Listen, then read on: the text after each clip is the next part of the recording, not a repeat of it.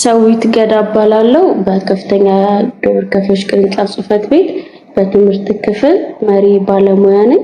ዛሬ ከኔ ጋር ትንሽ ቆይታ የምናደርገው የተጨማሪ እሴት ታክስ ነፃ የተደረጉትና ዜሮ የተደረጉት ላይ ልዩነታቸውና ምን ናቸው የተወሰኑትን ነፃና ዜሮ ምን ናቸው የሚሉትን የተወሰነ ደቂቃ ከኔ ጋር እናያለን ማለት ነው።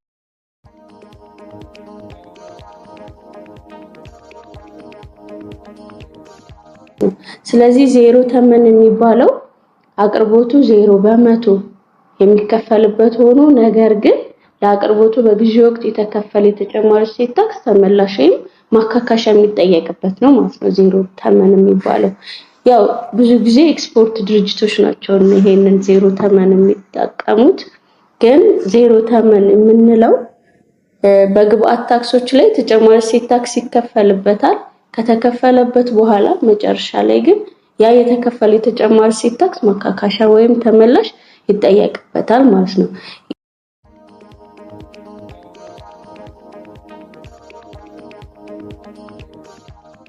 የግብአት ታክስ ብለን የምንጠራው ለምሳሌ የቡና ላኪዎች፣ የማዳበሪያ፣ የጆንያ እነዚህ ቡናውን ለማሸግ የሚጠቀሙት ቡናውን ደግሞ ከገበሬዎች በሚያመጡበት ሰዓት የተለያዩ የግብአት ታክሶችን ይከፍላሉ።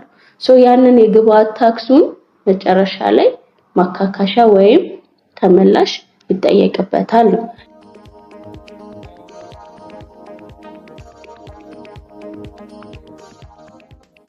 ነፃ ግን የተደረገው ህጉ ራሱ ከመጀመሪያ ነፃ አድርጓቸዋል። የተከፈለ የተጨማሪ እሴት ታክስ በግብአት ላይ የተከፈለው ማካካሻ ወይም ተመላሽ አይጠየቅበትም። ነገር ግን ያን የተከፈለውን የተጨማሪ እሴት ታክስ መጨረሻ ላይ የዓመቱ መጨረሻ ላይ እንደ ኤክስፔንስ ማስያዝ ይችላሉ ማለት ነው ነፃ ላይ። ስለዚህ ህጉ መጀመሪያውኑ ነፃ ስላደረጋቸው ምንም አይነት ተመላሽም ሆነ ማካካሻ መጠየቅ አይችልም ማለት ነው ነፃ።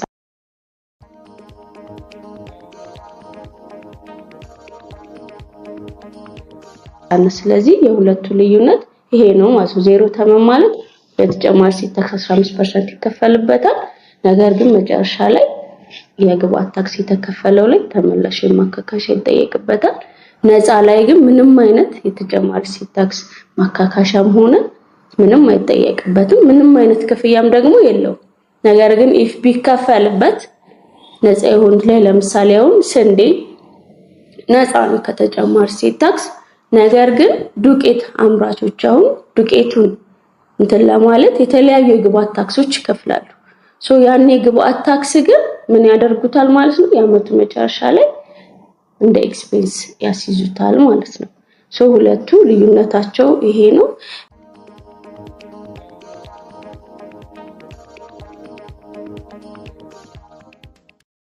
ዜሮ ተመን ብለን የምናያቸው የውጪ የምንልካቸው እቃዎች ኤክስፖርት የሚደረጉ ለምሳሌ ኤክስፖርቶች ላይ መጨረሻ ላይ ተጨማሪ እሴት ታክስ የከፈለበትን ማካካሻ ወይም ተመላሽ ይጠየቅበታል።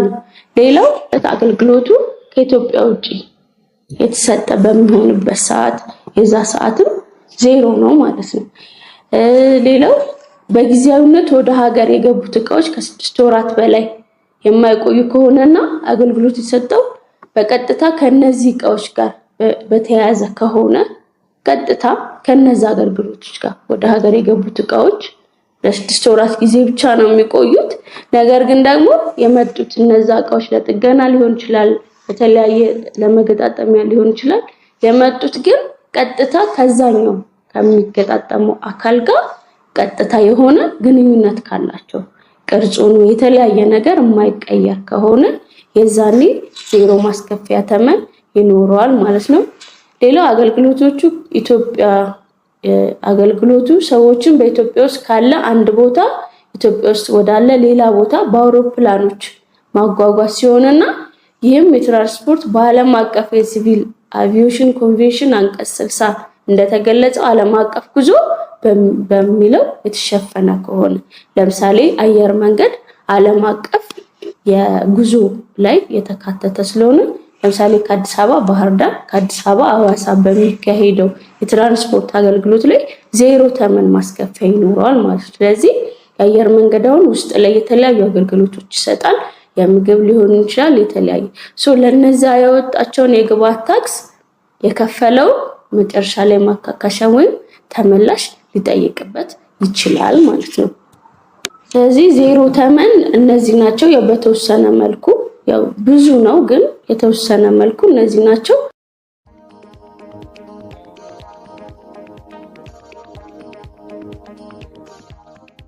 ሌላው ደግሞ ነፃ ያው ልዩነቱን እያየን ስለሆነ ነፃ የተደረጉት ላይ ስናይ ደግሞ በመኖሪያ ቤትነት ለ2 ዓመትና ከዚያ በላይ ያገለገለ የመኖሪያ ቤት ሽያጭ አሁን ነፃ ነው ማለት ነው። የመኖሪያ ቤት የምንለው ምንድነው ስንል የመኖሪያ ቤት ማለት ራሱን ችሎ በመኖሪያ ቤትነት ኮምፓውንድ ያለው ራሱ አጥር ያለው መኪና ማቆሚያ መናፈሻ ውስጡ ራሱን የቻለ የመኖሪያ ቤት ስታንዳርድ ይዞ የሚገኝ ማለት ነው።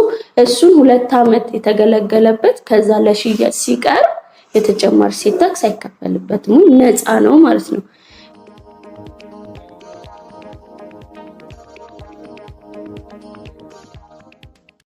ሌላው ከ2 ወራት በታች ለሆነ ጊዜ የተከራየን ሳይጨምር የመኖሪያ ቤት ኪራይ ነፃ ነው።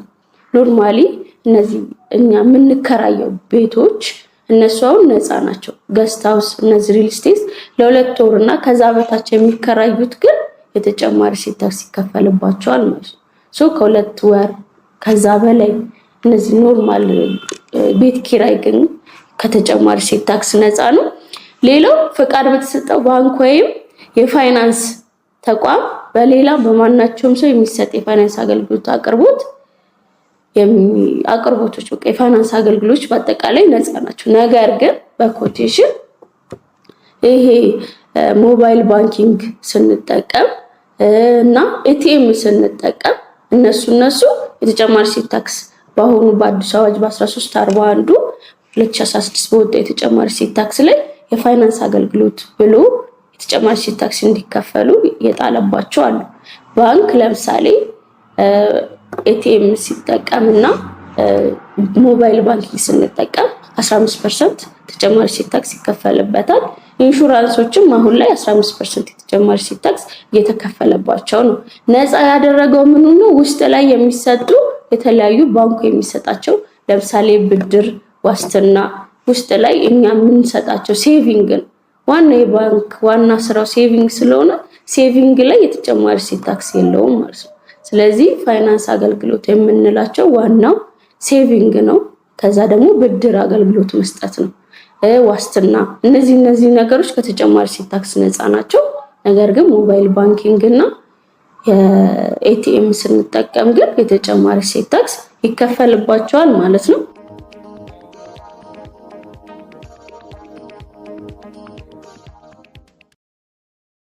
ሌላው አቅራቢው የትምህርት ፕሮግራም የሚከታተሉ ተማሪዎች የሚያቀርባቸው ዋጋቸው ለፕሮግራሙ የሚከፈለው ዋጋው የተካተተ የመማሪያ መጽሐፍት፣ ቁሳቁሶች ወይም መሳሪያዎችን ጨምሮ የትምህርት ፕሮግራም አቅርቦቶች የትምህርት ፕሮግራም በአጠቃላይ ከተጨማሪ እሴት ታክስ ነፃ ነው ማለት ነው። ነገር ግን ከተጨማሪ እሴት ታክስ ነፃ የሆነው ውስጥ ላይ የሚሰጠው አገልግሎቱ ብቻ ነው ማለት ነው። ነገር ግን ትምህርት ቤቱ አሁን ለምሳሌ ብላክ ቦርድ የተለያዩ መሳሪያዎችን ሲገዛ ተጨማሪ እሴት ታክስ ይከፍልበታል። ነገር ግን እሱን የከፈለውን ግመቱ ተማሪዎቹ መጽሐፍ ሲሰጥ አገልግሎት ሲሰጥ የተጨማሪ እሴት ታክስ ከፈሉኝ ማለት አይችልም ማለት ነው። ኦሬዲ መንግስት የተማሪዎችን ሬጉላር የሆነ አውተንቲኬት የሆነ እነዚህ መደበኛ ትምህርት የሚባሉት ላይ ከተጨማሪ እሴት ታክስ ነፃ ስላደረገው ማለት ነው። ስለዚህ ትምህርት ቤቶች የብላክ ቦርድ፣ የወንበር፣ የተለያዩ የግብአት ታክስ ይከፍላሉ። እሱን ግን ምንድነው የሚያደርጉት ማለት ነው? መጨረሻ ላይ ኤክስፔንስ ነው እንጂ የሚያደርጉት እዚህ ላይ መተው አገልግሎቱ ላይ የተጨማሪ እሴት ታክስ ማስከፈል አይችሉም ማለት ነው። ስለዚህ ኦሬዲ ህጉ ራሱ የትምህርት አቅርቦቱ ነፃ አድርጎታል ማለት ነው።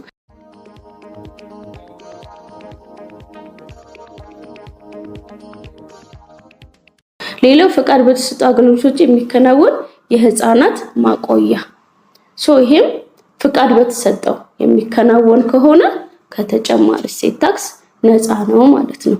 ስለዚህ ነፃና ዜሮ ይሄን ይመስላል ባጭሩ። ለዛሬ ትምህርታችን ይሄን ይመስላል። አመሰግናለሁ።